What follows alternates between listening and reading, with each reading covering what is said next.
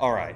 So, thank you all so much for coming, and again, thank you for your participation and all of your input and thoughts and conversation over the past 24 hours. We just kind of want to debrief everything that we heard and saw, and then share with you some of our recommendations for the organization moving forward. So, just to start, we want to talk a little bit about what we learned. I kind of feel like before I get in and start to make any design recommendations, I always like to have a really thorough understanding of the community itself. So there are a couple things I always look at from kind of a demographic background. There's this great website called datausa.io, and they provide a bunch of information about the community, so you can look at overall demographics, population, poverty rates, things like that. Just kind of see where the community falls in line with other communities similar size and that kind of thing. But there are two areas I really like to dig into. What it does is it graphically portrays the job types and the industries that are represented in your community. So this helps us just to kind of look, this is the job type, so you can kind of see those largest categories: the office administration and support occupations, the sales related and production. Those are kind of your big categories. And yeah, you can come on through, you're fine. And then this next one shows kind of the industry itself. So the largest industry in the community is actually the healthcare, social assistance, and then you've got manufacturing, retail, trade, kind of following up. So again, this just gives us some base information of a little bit what the economy looks like graphically in the community. So if you ever, especially with an EV committee, if you're ever trying to dig in a little bit more with a better understanding of the community, that datausa.io, it's a partnership between Deloitte and Touche and a company called Data Wheel, and really good information. It's datausa.io. Thank you. Yep. So then from there, I jump over to the Census Bureau website, and they actually have a web app called Census on the Map. And with Census on the Map, you can analyze what they call business inflow outflow. And it looks at a little bit more detail about the jobs that your community has. So what I found was every day, now I'm looking at the city limits of Rice Lake. Every day there are 1,536 people who live and work in Rice Lake. You have 1,958 people that leave the city to go to work every day, but you have 6,226 people that come in. So you import 3 more jobs than you export, essentially. That's daily? That's daily. That's daily. And these are all based off of 2018 numbers, which are the most up-to-date kind of data set that we can look at. Now, what's even cooler about this is you can actually drill into this, and when you look at the chart on the left, these radar charts show us what direction and how far people are either going or coming from. So the one on the left is showing where people are going to go to work. So the predominant, they're going due south. And 1 in 5 of them are driving at least 50 miles. So that's a pretty heavy commute. Now, when you look at the one on the right, this is where the employees are coming from, much more evenly distributed. Okay, so I think that, again, all of these things, they help us to inform a little bit more about how things work in our downtown. Obviously, we have a population that booms during the day. We need to make sure we have a good proactive capture scenario at bringing those employees in during our store hours, making sure that we've got these windows where we can capture those bodies.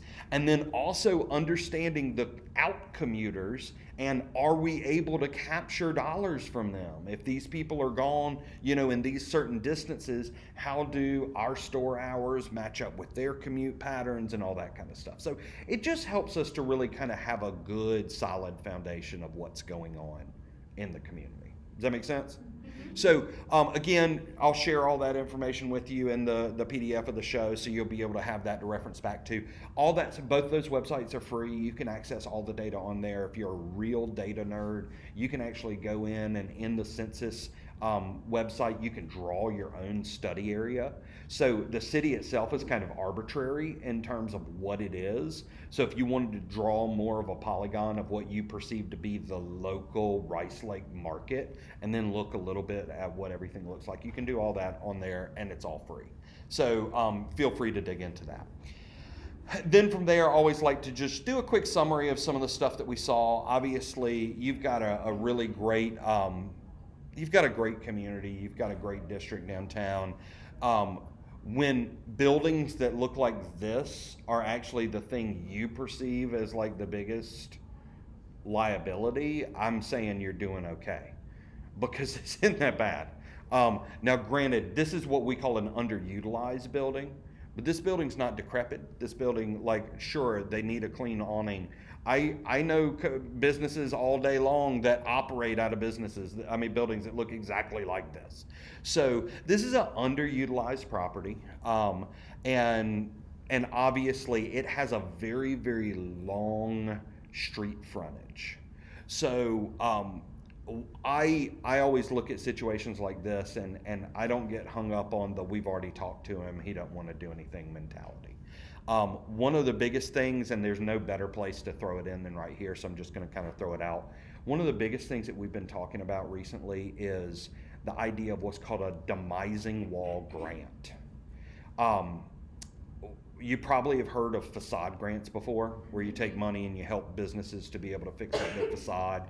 A lot of times facade grants maybe don't go very far, so we started playing around with the idea of what we call component grants, where one year we offer a grant just for awnings. So anybody can think about, do we need awnings? Then we can go through and we can give more grants to leverage more investment just in awnings, and then we can single source the bid to get our dollar to go even farther by having just awnings. And then maybe the next year we look at signage, and then maybe the next year we look at outdoor lighting. Well, a demising wall grant adopts that same component grant structure, but what it does is it gives property owners money to be able to build a partial, like temporary partition wall, to create a separation between a micro retail front bay and whatever the heck they're doing in the back. And the reason that this is so particularly important, and the place where it comes in the most, is when you see historic retail properties being used for storage. So when the argument that you're trying to fight is, property owner, I want you to quit storing your stuff in a building you own, that's a really, really hard argument. So what we're saying is, we'd like to provide a grant to be able to create a more rigid divider between your storage area, recapture the activity on the sidewalk side, and be able to create revenue for you for the property by capturing these small retail opportunities. If you look at the long window and just look at the window stage, if my counting was right, it's about 440 square feet of storefront that literally it's doing nothing. He's not using it for storage, it's literally a buffer. But if you recaptured that, imagine how much life the sidewalk gets back. And one of the things that never happens is a person walking down the street never judges how deep your store is. They pick up on vacancy, but they never say, oh my God, that's a really shallow store. No, it's a store. So you want to achieve that retail density any way you can do that. And one of the other things that I will say is, with a tactic like this, if you do explore it, if you do figure out whether you can make that tactic available, that is another carrot for you to put in your arsenal, trying to get a property owner to be a positive contributor, so that when you have enough carrots in place, you can then make the argument to your city that they need to be the stick. And it is not right for a property owner to be able to detract from the values of their neighbors. And we have provided all of these tools to help make this property contribute. And when a property owner continues to choose not to contribute, then you can create a clear line of negligence. Does that make sense? So I do have one question. So Yeah. say for instance, like just hypothetically, okay, you got somebody on board, they will do this. What about, does that grant help with the inside? Mm-hmm. Interior. Just because I know, for instance, like mold issues, asbestos, anything of that You nature. can- Who You would be can responsible create, for that? yeah, you can create a grant. I mean, it all has to do with where your money comes from. You know, if you're using your money, you can create the grant to do whatever you want. Sure. So whether that's a mold mitigation, whether it's, a lot of times, one of the big things we always talk about is residential downtown. Well, to be able to do that, a lot of times communities feel like they have to sprinkle those spaces. But then there are also creative solutions to that. Sometimes you don't have to run sprinklers.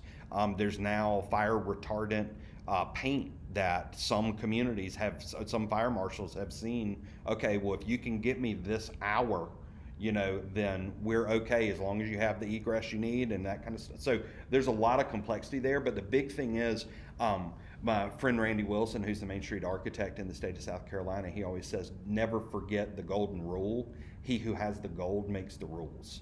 So, it's all about finding the funding mechanism to help create the actions that you want, and then just creating the rules that can help make that happen. Platteville and Racine both have white box or internal wall grants. Racine uses TIF money, Platteville uses Board of Commissioner Public Land re-lending dollars at the city level. So it's possible, but Yeah. there's a lot of pieces. Sure. There's a lot of stuff to navigate, but I just wanted to throw that out because this building, I've been doing this for 20 years, and I have ever since a really interesting situation in Charleston, West Virginia, where they had this one building that everybody in town looked to as the reason why nothing was happening. And it actually caused the entire community to become a bit what we call progress blind. They couldn't see anything else that was happening because the Lucky China building had not been fixed up.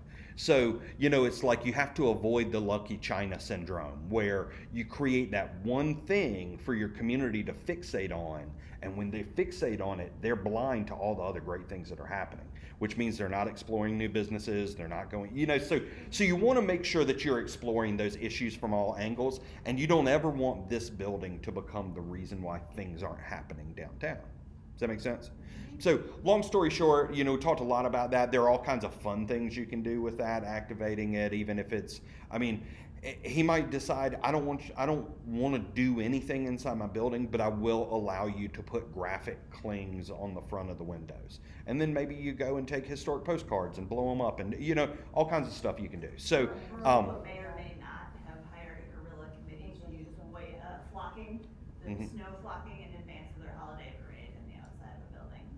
Nice. May or may not. I am all for having a guerrilla ninja force for your downtown. It's so cool to have a display of what is going on downtown. Yeah, absolutely. Just other cool things. This was one of the coolest signs I saw, because as we were walking around, I'm like, what are those over there? And then I start walking closer and I'm like, oh, apparently there's a mystery, and what a great story. But I loved how the way that the story was narrated, and just the thing that is so amazing is just this beautiful combination of this downtown setting 1 block away from this amazing lake. I will say the magnetism between the two is not where it needs to be. But there are a lot of things that we can talk about there. It is, you want that lake to work for you. It's literally in your name. And so I think we're going to talk a little bit about some of that. Now, from there, I like to go through and I like to analyze the existing tools. We talked a lot about the Combo City Chamber Tourism branding system. So if it has a duck and or a goose and or a loon flying with a tree and a water and or not a mountain but maybe kind of looks like a water, this is what it is. You know, this is the organizations being able to see the kind of cross adoption of a tourism logo and a chamber logo. That's kind of typical in communities. It led me to think coming in that the tourism efforts were nested inside the Chamber of Commerce. So I was a little surprised to find out that those were two separate entities once I got here. I was pleased to at least find that this logo had been integrated into the gateway sign, in that that's the right thing to be. We can argue all day long about should you have used that logo or not, but that's silly. It's on a sign now. It was the right. It's already up. So. Right. It was the right thing to do, and I will say I really do appreciate and I like some of the texture choice. I love the patinaed metal and being able to allow that to kind of have that texture to it. So all that to be said, this is the community itself. This is not the organization in downtown. So we're looking at Main Street. So then we kind of dig into this, and it's like, I had looked at this before I came here. I'd looked at this all day yesterday. It wasn't until last night that I said, oh my gosh, there's no Main Street logo. There's a logo that only says downtown. So what this technically is this technically is a destination logo, except for the fact that the destination logo has been used to represent a now almost 30-year-old organization. So when you have a destination logo that is used for an organization, you now, I'm going to use the word taint, but I think you know what I mean by this. You taint it with all of the organizational politics. What you need in any kind of downtown system like this is you need both an organization brand and a destination brand. And what's beautiful about this is when you have the organization brand and the destination brand, your organization is Main Street and your destination is downtown. So you don't have to worry about the argument of, well, we have businesses that aren't on Main Street. Exactly. Main Street's not the place. Main Street is a network of organizations across the state of Wisconsin and across the country who are revitalizing through a grassroots effort towards economic development. So you're part of something greater from an organization standpoint, and you're all working collectively to promote downtown. So what we wanted to do was we wanted to kind of introduce this two-part system. Now, I do want to go back to this for a second. This is a very it's an atypical typical response to a Main Street logo. You expect to see a lamppost in there, or you expect to see kind of the historic skyline.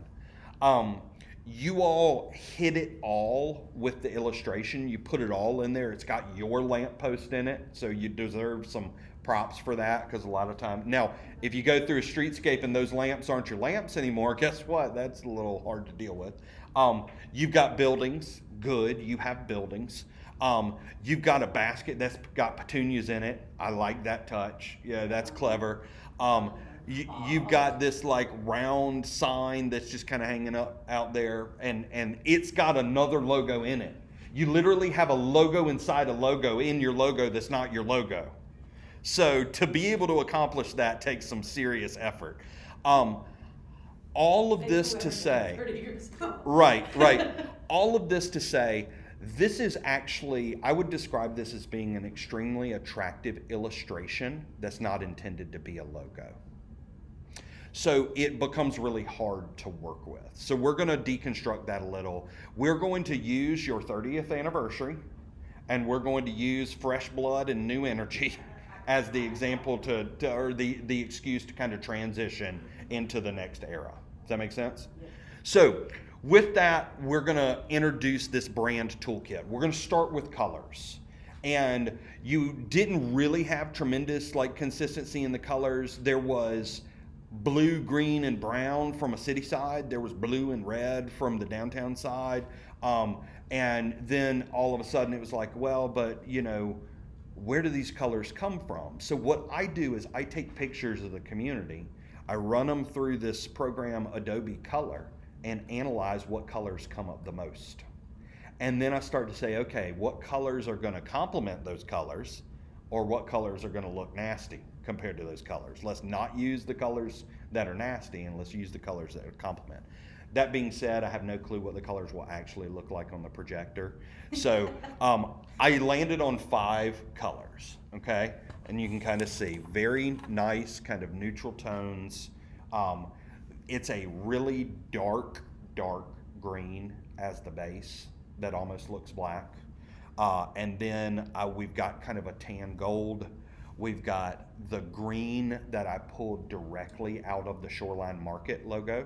I feel like it looks better on the computer. It does. It does It look looks better on it the looks computer. better on the computer. Looks better on the computer. Oh, okay, cool. And then we've got 2 kind of blue tones. So that kind of sets the foundation for the color palette. Then from there, we try to identify typefaces. Now, a lot of times communities will realize that their computer has 110 typefaces, and they will accept the challenge to use them all. That's not what we're looking for, you know? So again, with this, I landed on 4 typefaces. The first, the destination typeface, based off of really looking at your word Rice Lake, okay? And you have to pick something that makes sense for your name and the words that make your name up. Lake is a word that people are used to seeing. Lake brings with it a certain personality, certain character, okay? Then with that, I always like to tie a content neutral typeface. These are sans serif typefaces. They aren't intended to have a lot of personality. They're intended to be really effective communicators that can start to represent the personality of the place, but they're not, you know, we talked about the typeface papyrus that the tourism, that's the reason why people have such a response to that is because it tries to have too much character in it. It's like, oh, we're historic, let's use papyrus. So we're trying to be a little bit more subtle with that. So then the third typeface, again, was derived directly from the Shoreline Market website. This is just Volpa, right? Does that sound right? I don't know. I don't know what that font I is. think it's Volpa. I think that's one you picked. I'm not that good. Well, it's from the Shoreline Market on the registration forms, from the logo. So, you know, I wanted to try to create some connection with some of those established identities that we're starting to roll out. And then finally, I picked an accent typeface. This accent typeface is, these are not very easy to read. They're not intended to be the kind of thing you throw on signage that people drive by. This is more of kind of a character typeface. This is where you introduce your tagline or whatever. This is, it kind of adds that character to the piece. So as it starts to fit together, this is what the name looks like in Rice Lake. Because you have 2 words with 4 letters each, you've got some interesting dynamics. You want to make sure. I really liked the curvature in the R, but it wasn't like too sharp or too crisp. It felt very approachable. And when you bring all that together, you create this idea of this destination brand. And what I wanted the destination brand to do was be really simple. You need a system that's expandable. You can't try to capture every storyline Rice Lake has with a logo. That's not its job. Because next thing you know, you're putting ducks and geese and loons and UTVs and like literally, I mean, I did a logo that the logo I was replacing for this community in South Carolina had an opera house, an iris, a swan, and an F-16 fighter jet, all in the same logo, you know? And it's like when you try to say everything, you often sometimes say nothing. So I wanted something that was really nice, really clean, and kind of denoted this ideas of both fluid and layers. I think you're a community that has layers. You're a community that has stories, but you're also a community that has these kind of lines where it's like the shoreline, and then you've got the main street, then you've got the community and the trail. And I think if you think about it, you kind of have 3 parallel destinations with the shoreline, the main street, the trail. It's kind of an interesting dynamic. But then the other thing that I wanted to think about was a tagline what is this message? And what I landed on was something that, to be completely honest, it's not a groundbreaking idea, but it's shocking that nobody's saying it. So I landed on the phrase, the Northwoods hometown. And not only is nobody saying it, but I went and looked, and northwoodshometown.com is available. That pretty much is good confirmation that nobody's saying it, right? Yeah. So when you bring all that together, it lands on something that looks kind of like this. So again, really nice, really clean, and it builds this opportunity for you to kind of tell this story. Well, you know, if this is all you have, it's kind of like, well, that's ho-hum, yeah, whatever. You do have to build meaning into a system like this. So what I did is it started to show this is what the system can start to look like. So I designed a monogram. So I actually brought together the R and the L into kind of a stylized monogram. I created a vertical version, the horizontal stack version. But because of the simplicity of these 3 bars, it gives you this opportunity to own a nearly endless expansion of interest-oriented icons. So whether you're throwing the duck on there, whether you're throwing the water tower, whether you're throwing, you know, the stylized rice, whether you're throwing, you know, a UTV or a muskie, like all of those things start to all fit together. Okay? What did the 3 represent? Well, so the 3 really in my mind were this kind of combination of the shoreline, the main street, and the trail. Okay. That was kind of the experience track, but it also just even more simply is this idea of layers and grids. Okay. And Still looks better on his computer. yeah, it does still look better on the computer. Sounds better now. Now, from there, that is just for the destination. That's the thing that in my mind you literally give away to all the businesses. This is the place that you all are promoting. But we still have to deal with, well, what about Main Street? Well, we're getting ready to kick off your 30th year, you know?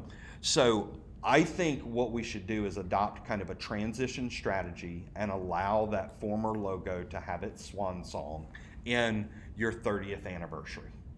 And, you know, just kind of have this 30 years. This is your way to kind of send it a nice, honorable, you know, way out the door, transition it into more of a textural graphic as part of the system, but not your logo.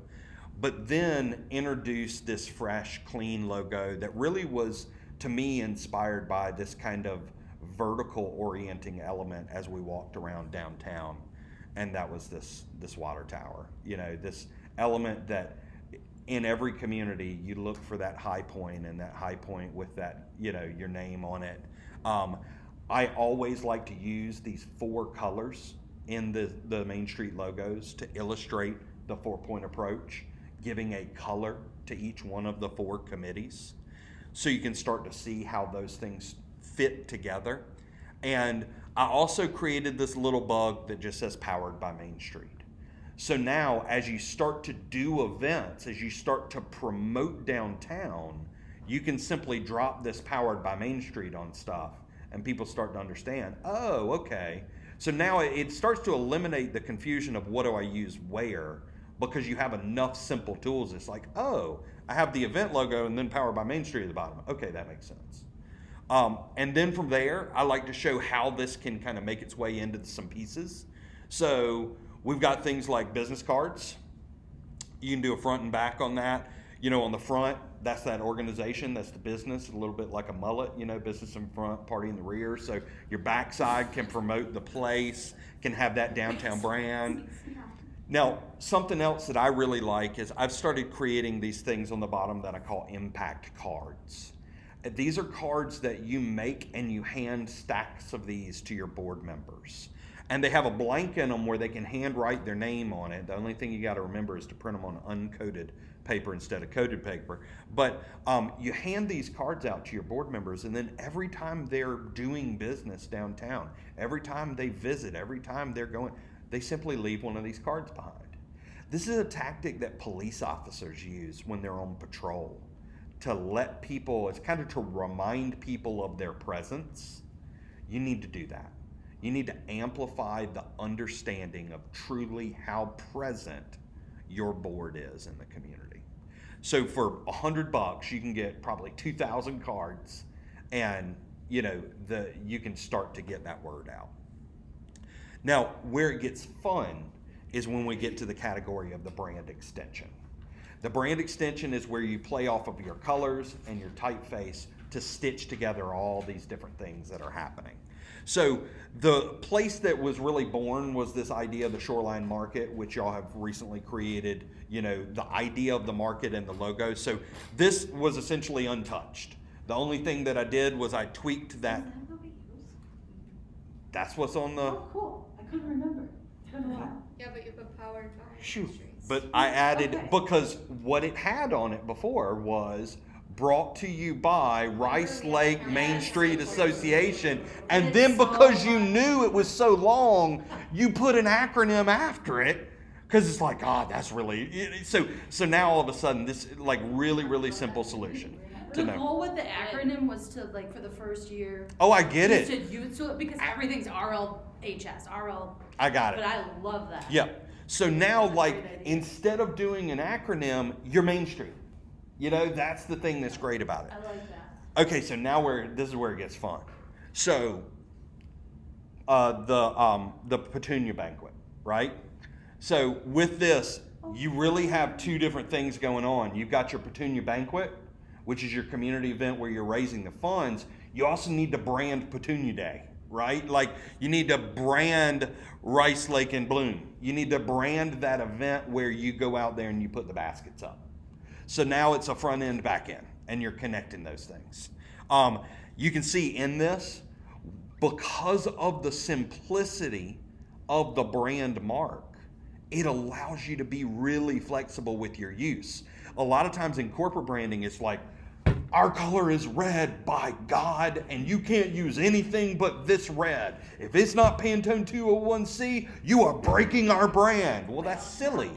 That's not how communities work. So this starts to breathe extra life and meaning into the simplicity of the icon.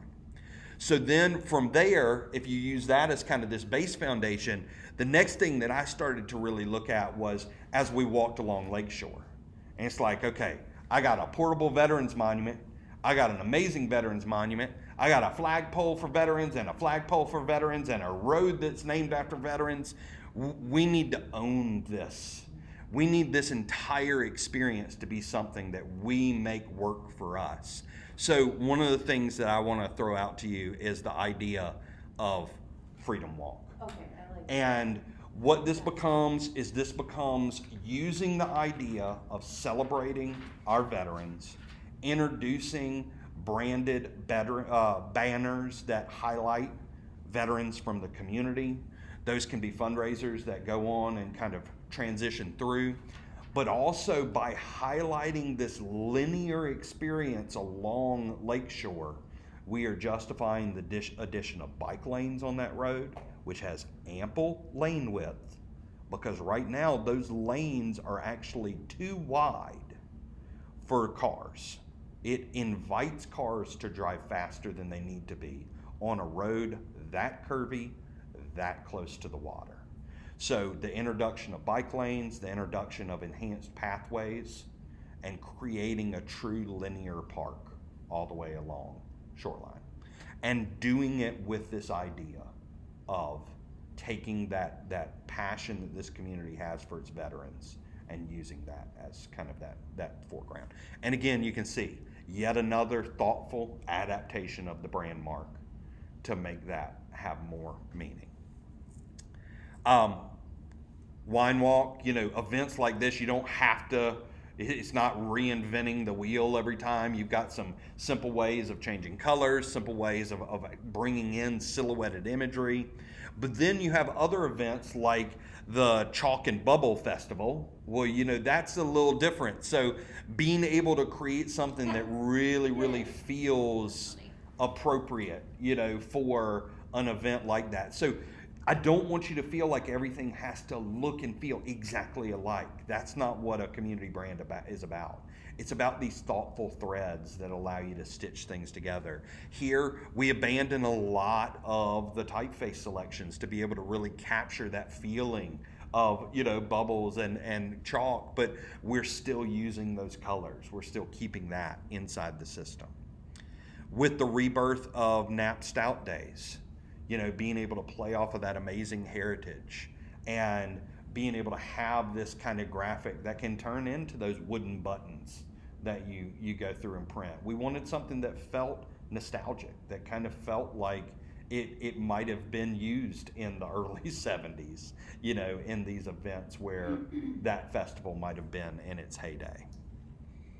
And then as you go through and introduce new events, being able to think really strategically about how you brand both umbrella events and events that happen under those. So things like Merry on Main and Light Up Rice Lake, being able to create these expandable systems that play off of the colors. And then even with this, kind of owning your role in the holiday season by having this kind of holiday variant of the Powered by Main Street. You're allowed to do all of that. Completely up to you. Like that's the whole thing. Then we also always like to show how the brand system makes its way into merchandise. Having things that people want to wear. Most of the time in communities. Now I will say, you guys deserve props. You have merchandise that is branded in the community, not just for the schools, but also for the community. In most communities, the best you could ever hope for is one of those shirts that has 700 logos on the back that's so ugly you only cut the grass or paint in it, So being able to have the merchandise that people can go and make. And don't throw up speed bumps. Like, allow the businesses to profit. That's what this is for. This is a gift to them. They know their customers. They know what their customers are going to like. And with a community like yours, as you position yourself with your role in this greater region, there are brands that carry inherent value in them. You've got a Patagonian jacket on, right? Like, if you're going to go through and you want kind of an outdoorsy feel, there's no better way to feel outdoorsy than put your logo right next to a Patagonia logo. So much so, like, Patagonia knows that they've actually restricted the branding of their own merchandise because too many of these hedge funds were buying all of their hedge fund traders Patagonia snap tees, and they were like, no, we don't want your brand associated with our brand. So being real mindful about getting those products that people want to have. And, again, just showing that illustration is fine in certain functions. It's just not a logo. It's quaint. It captured it. But, if you're using reusable shopping bags that you're selling at Shoreline Market, you could see that'd be cool. That'd be absolutely cool. Being fun with the way that you create products, and being able to give the business owners that freedom to kind of create the things that they feel like their customers would buy, and also the things that fit in with their own brand. I took a little bit of time to look at what wayfinding signage might be. You can see here what I've done is I've replicated the material selection for the community gateway signs to be able to re-announce arrival with a downtown entry. So again, these would be signs that are, once you get into the immediate core, kind of announce that, hey, you're here. And then we see trailblazer signs, 3 different scales of those trailblazer signs that help you to kind of see how that fits in. And again, using that kind of branded dark green base, but it starts to create this consistency and that seamless experience. Now, these are super expensive. So what I always like to do when I show trailblazer signs is I like to also show what I call guerrilla wayfinding. This was born out of a program called Walk Your City in Raleigh, North Carolina, where a graduate student went out and created rogue wayfinding signs and put them up in the middle of the night. And they were up for months before the city of Raleigh realized that no city department had been in charge of putting these signs up. And then when they pulled them down, the citizens were so outraged that the city turned around and ended up recreating them as official metal signs, and they became permanent. But these signs, they look kind of like this, and everything is very, very conversational. So it always talks about, it says minutes instead of distance, and it's always talking about either a bike or a walking distance.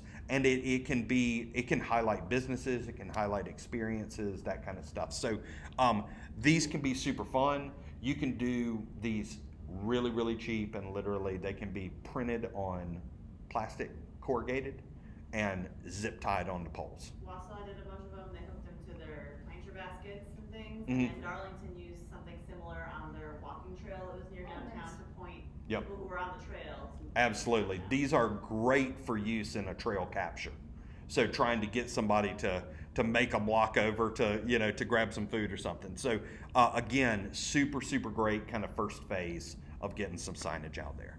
Now, I also wanted to spend just a second to throw up some thoughts about banners. Banners are something that are really important in communities. You understand how that works. You do some great stuff with your art. You've got some strategic goals as people drive through your downtown. So one of the things you want to think about is you want to think about using colorways to enhance a corridor feel in your perpendicular streets. So the introduction of banners on your perpendiculars in solid colors so that a whole street would have one color. So as you're driving down Main Street and you see all the beauty of the art banners and that kind of stuff, you're also taken by this visual impact and weight of the solid color down your perpendiculars. So in looking at some of the poles that you have and some of the poles that might be replicated with the Streetscape project, you are a community that might actually take advantage of some triangle banners instead of just rectangular all the time. So I wanted to throw a couple of those out there just so you could see how different things might look. I think you get banners, so I wanted to talk about it a little bit more from a strategic standpoint. But that being said, I mentioned the Streetscape. So as you're moving towards Streetscape, you've got a lot of things where you're going to be front and center in terms of a support organization. So what I want to throw out there is the idea of what I'm calling Beat the Street. And this is a multi-phase preparedness program that starts now with things like backdoor enhancement, alleyway enhancement, being able to make sure that businesses are physically able to stay open as they might experience a front streetscape closure. But then also that idea of backdoor readiness from a online retail standpoint, so diversifying revenue streams, but then all the way through the campaign itself of helping customers to know that you're still open and helping them to kind of have a business environment through construction. So just wanted to plant the seeds for that. And then finally, that carries us through into the implementation phase. So I've thrown a lot of this stuff up here. Everything that I've done is yours. I'm going to give you everything. We're going to start by creating a full style guide. Did you Yep. recreate that old logo in Vector? Yes. Sweet. Yes, I was able to create a Yay. vector version, so it will be scalable, and I will save that. And so what I'm going to do is every single logo file, I'm going to save it 5 different ways. So you'll get an Illustrator EPS, you'll get an Illustrator file, you'll get a vector PDF, then you'll get a PNG, which won't have background. So if you're one of those that hates throwing a logo in a presentation and having the white rectangle, it won't have the background, and then I'll save JPEGs. There'll be a full brand style guide manual. It's going to define what the colors are, define what the typefaces are. I'll give you all the fonts. I purchased them for you, so you're able to take them and use them. I've also gone through and we've created a pretty comprehensive implementation checklist that puts everything you need to think about in terms of long-term brand implementation in a community in one place, and generally phases it in a way that makes sense for you to systematically approach rolling that out. I always put the more expensive things in phase 3 because those are the harder battles to win. But I will say sometimes things happen and all of a sudden a door opens up and funding for wayfinding comes up out of nowhere because you've done a good job getting the word out. So treat this as kind of a thoughtful recommendation, but also know you can always adapt to whatever the budget resources available to you are. The third thing is what we call how to be a brand partner. This is actually a brainstorming page that's intended for you to share with other event organizers, community organizations, and businesses in your community. So as you share with them these resources of this community brand, this will help them to kind of get a little creative, get the creative juices flowing. For the Main Street organization, we have also created what we call a brand score. This is a self-scoring implementation mechanism, so you can go through and kind of see where you are with your brand implementation and what you need to focus your efforts on next. It's all based off of their point totals, and it's a 100-point scale, and you can kind of see where you sit.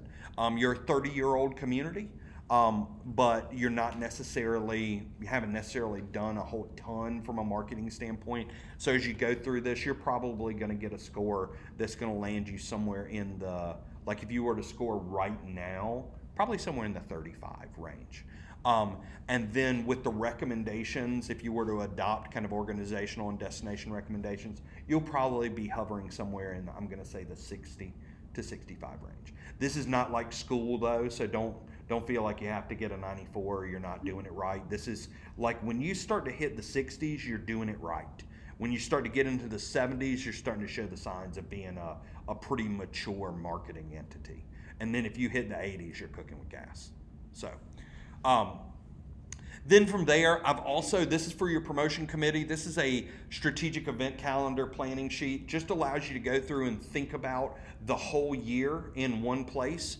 Think about what events are we doing? Is this a special event, a retail promotion, an image building event? And then there's a category that says, what all audiences are we going to need to communicate to about this event? Are we going to need to talk to donors? Are we going to need to talk to volunteers? Are we going to need to talk to business owners and property owners? Are we going to need to communicate to the public, and are we going to need to communicate to the government? So it really just kind of gives you this quick way to go through and kind of map all that out.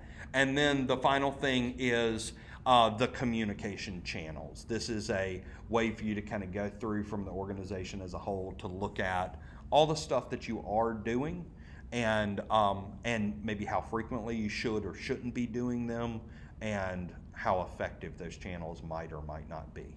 With a organization that seems to think that with each new decade, you need to have a new Facebook page, there's probably some streamlining there. You don't necessarily have to have 7 or 8 or 14 Facebook pages. I think that going through and being efficient is always key. So that's what I was able to work on. What do you think? Questions, thoughts? I like the colors. I really like the flag, like when it was a flag. Mm-hmm. Well, like the top, the patriotic. Yeah, the patriotic one. I like that, cause to me, like, that is just such a, like, it's just a very common, Mm-hmm. and without knowing, like if each thing meant like this is specifically this, to me, I really like the flag. I don't know anybody else. I'm opinionated, I'm sorry. I didn't like the flag. You didn't like it? It was too patriotic for an all-year Right. logo. Right. And that's I liked it like for the what it event. is. For what it Yes. is. Yep. But I think for the, like if we were going to develop Veterans Drive and create the Lakeshore Drive to be dedicated to the veterans, that would be just that location. Exactly. Right. So Exactly. we would create it as a destination spot, something that we would highlight as you wanna come to the most patriotic road in the Northwoods. And that would be a very cool way of supporting any kind of development of that greenway, so. Yeah, and I think that's one of the I think things that that's- we had talked about earlier today, and I think that this idea of, just like you said, the most patriotic road in the Northwoods, like, okay, I can get behind that. You know what I mean? It's like, I think that's part of the thing that is frustrating, where if you sit there and you say, hey, I want to do this. I want to do a bike lane on Lake Shore. And then people are like, oh, I don't like paint. Or, oh, I don't think we ought to do that. Or, oh, somebody will get hit. But then it's like, no, we want to make this the most patriotic street in Northwoods. I'm like, oh, that's pretty ambitious and cool, and I like it. And then next thing you know, it's like, okay, how do we realize that brand? Oh, well, let's do a stylized crosswalk that brings in, stars and stripes instead of just stripes. Instead of just having a bike lane, let's have the bike lane be a horizontal mural. And it's like, you've got all these ways where you can now justify the infrastructure to create it, And I think that to go off with what you're saying, I think the thing that I like is I like landing on something simple and then adding touches of complexity in many different ways so that the simplicity becomes the thread. And once you take it from, something that's more abstract and you make it a flag, when you go from the simple to making it a flag, it's like, oh, that's kind of clever. It catches your eye. Right, because Because that's you're like, different. that's That's a different change. And then, once you make it a flag, if that's what you try to go with, it's always going to be a flag first. And so those other kind of subtle meanings, and it's not gonna feel the same. So, that's the approach that I try to take. I think that there's a lot of stuff that like I say, when we give this to you, it truly is yours to do with as you see fit. It's supposed to be the, kind of that boost and that fuel. I was I thought through a lot of different options in terms of color and that kind of thing, and I felt pretty good about where I landed, based off how the system's working. Wanted to play off of some of those colors that were already in play. But I will tell you, with some of the other entities, there was not defined colors. Like the Rice Lake logo that Chamber and Tourism use, there is dramatic variation in just the way that those appear. Well, I say dramatic. It's dramatic from a designer standpoint. Just meaning that, they probably had a designer design it, and then next thing you know, they only knew how to use the JPEG, and then the JPEG got sent to another designer, and then that designer had to figure out how in the world to turn that JPEG into a vector file. So it's like it just changes and kind of iterates over time. So, our goal is to be able to give you that kind of, that solid foundation that you can take and run with, but it really is yours. So change it to fit. Change it as you go.